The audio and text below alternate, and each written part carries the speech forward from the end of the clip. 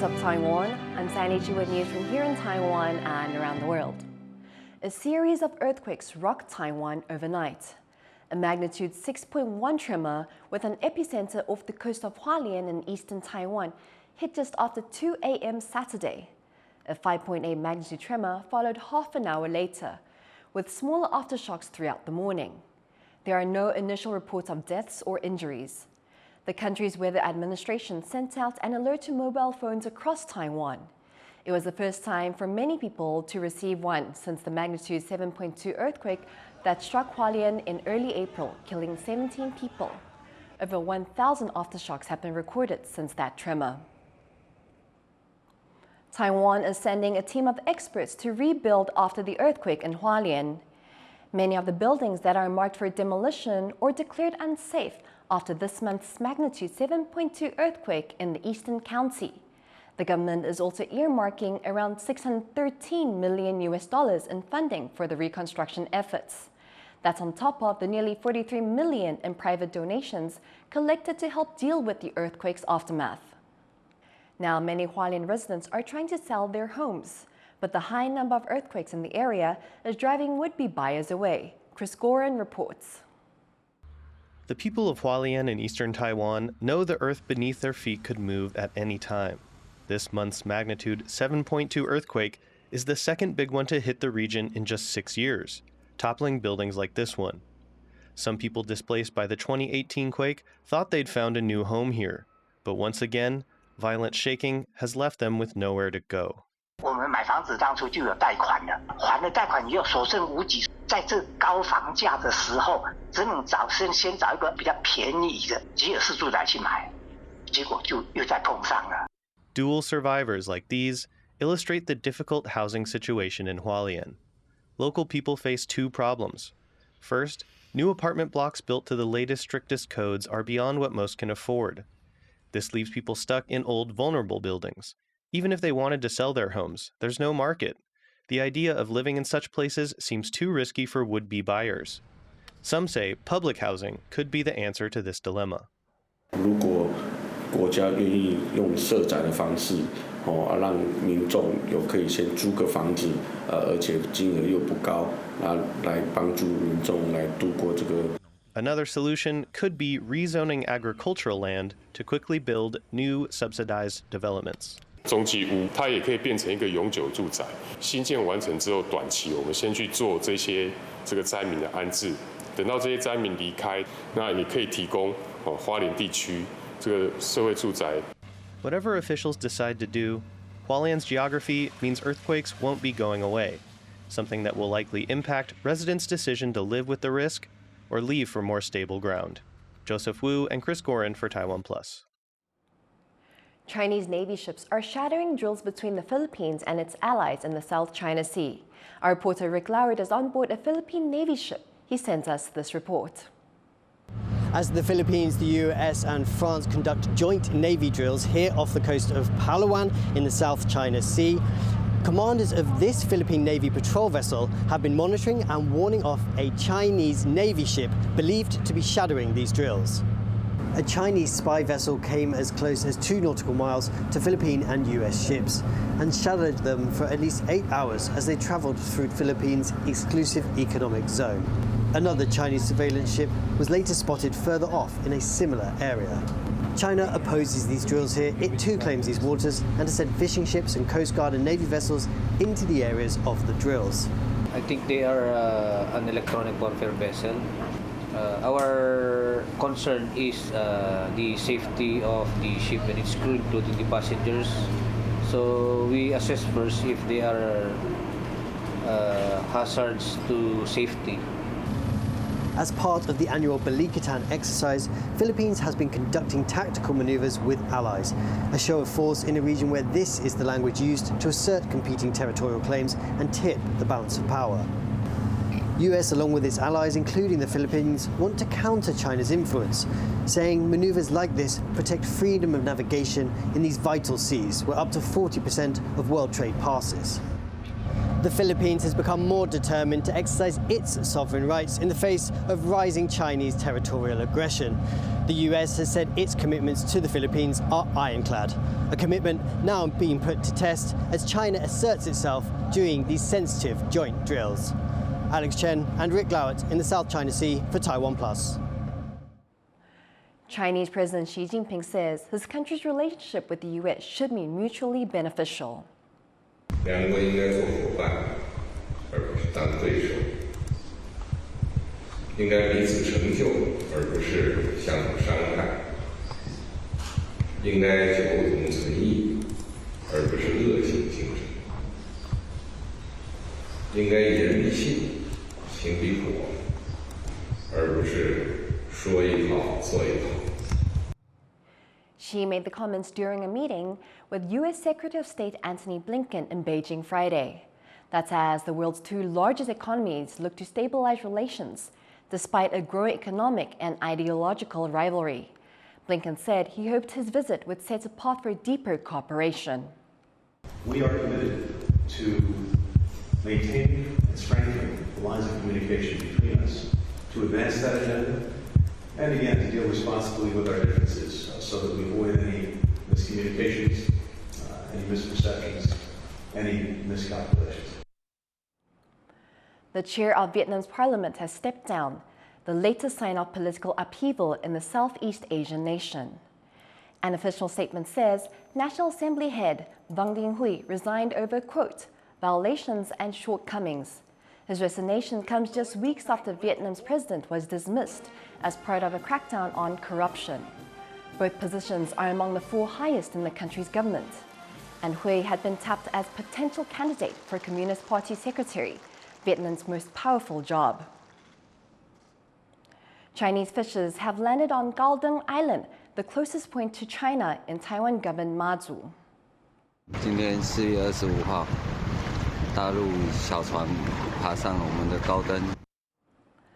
A resident of a nearby island filmed the fishers and reported the Chinese boat to authorities. Taiwan's military immediately searched Gaodong and asked the Coast Guard for assistance. The case is still under investigation. Gaodong Island is uninhabited, but the landing has raised public concern as it is under military control. Taiwan's constitutional court has ruled that public insult laws are constitutional, but it says the scope of punishment for violating a law should be limited. The court was responding to dozens of requests for its opinion. In its ruling, it said public insult charges should not include name-calling during common arguments. It added that litigants must be able to show harm to reputation and that public debate and artistic expression should be protected. To get more clarity on Taiwan's public insult laws, reporter Chris Gorin spoke to lawyer Michael Fahey. So what are the broad contours of Taiwan's public insult law, and how do those compare to what we normally think of as defamation law in other countries? So they're a little bit different. Public insult involves you do or say something in a public place. There's got to be one or more people there who can hear the insult. Then there's got to be an insult, which might be a curse word, or it could be conduct like a hand gesture or something like that. And it's got to cause the person to subjectively feel, an attack on their dignity.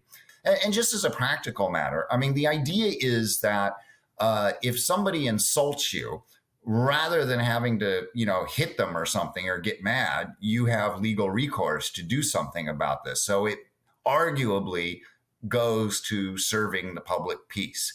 In my personal opinion, in the hurly-burly of real life, we should not be so thin-skinned. But I feel this is something that reasonable people can differ about. Given the slightly broader range of, speech crimes that can be prosecuted in Taiwan, how does this conflict with protections for freedom of speech within Taiwan's constitution?